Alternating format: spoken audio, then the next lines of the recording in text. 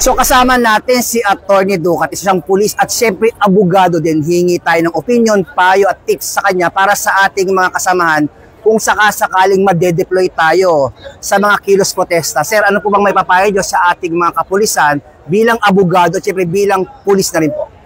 Bilang abogado at bilang pulis, during CDM, kailangan i-observe natin yung basic human rights sa pag-deployment natin. Ibig sabihin yung karapatan nila na magsabi ng kanilang saloobin ay dapat nating irespeto. Ngunit dapat din nating obserbahan na dapat ito ay naaayon sa batas. Pangalawa, pagka CDM, kailangan i-observe natin yung sinasabi natin maximum tolerance o yung highest degree of restraint. We should that every police officer or military or any uniformed officer should observe during actual demonstration and during dispersal thereof. Yun po ang masasabi ko bilang abogado at bilang pulis na rin po. Sir, halimbawa naman po, kung sakali nagkaroon ng mga hindi pagkakaunawan o tensyon sa pagitan ng pulis at ng mga nakikilos protesta, ano pong pangunahing dapat gawin ng ating mga kapulisan sa mga nagsasagawa ng mga panggugulo tulad ng nakaraang nangyari nitong September 21 po?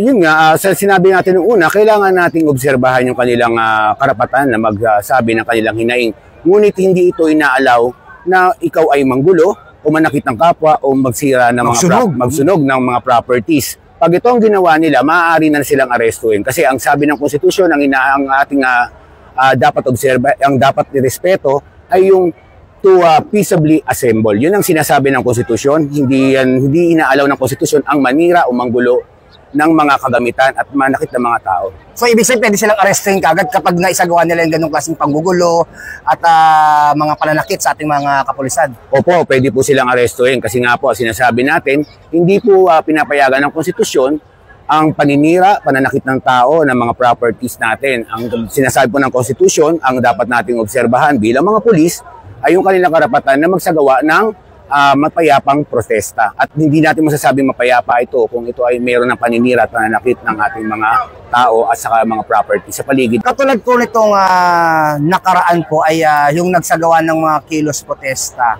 Ano po ang mapapayo nyo sa ating mga kababayan na sa nalalapit na Bonifacio Day, November 30, ano po mapapayo sa ating mga nagsasagawa ng kilos protesta? Nasagot na hindi na magkaroon ng tensyon sa pagitan ng pulis at ng mga nakikilos protesta. At syempre, partikular sa mga kabataan po na sinasama at dinadamay para lang magsagawa ng pagkikilos protesta.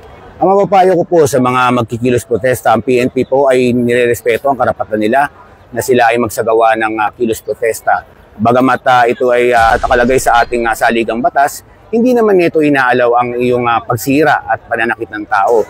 Ang PNP po ay mag-observe ng maximum tolerance pero hindi po ito naaayon kung ang maximum tolerance po ay hindi nag-a-apply pag ikaw po ay gumagawa na ng krimen.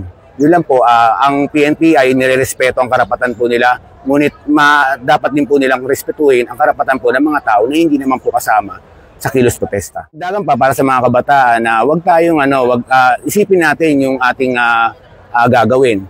Hindi porket tayo ay inaaya ng mga organisador na magprotesta ay ito ay binibigyan na kayo ng karapatan na manakit ng kapwa. Hindi po. Bagamat sabi ko nga, ang saligang batas ay nirerespeto to.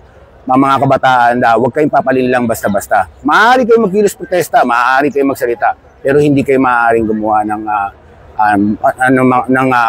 krimen o pananakit sa kapwa o kaya paninira ng mga properties po natin. Mula po dito sa NCRPO Camp Bagong Diwa, Bicutan, Taguig City. At sa ngalan po ng aming Regional Director ng NCRPO, Police Major General Anthony Abirin. At sa ngalan din po ng Force Commander ng Regional Mobile Force Battalion NCRPO, Police Colonel Salso M. Rodriguez. Kami po ang inyong Police News Network Correspondent. Ako po si Police Chief Master Sergeant Mauricio Bonilla Ruiz. At Patrol Woman Maria Danica Bacal Subungo. Alagad ng batas, tagataguyod ng balitang pulis. Police News Network. Alagad ng batas, tagapagtaguyod ng balitang pulis. Sandigan ng mamamayan, patnubay ng katotohanan.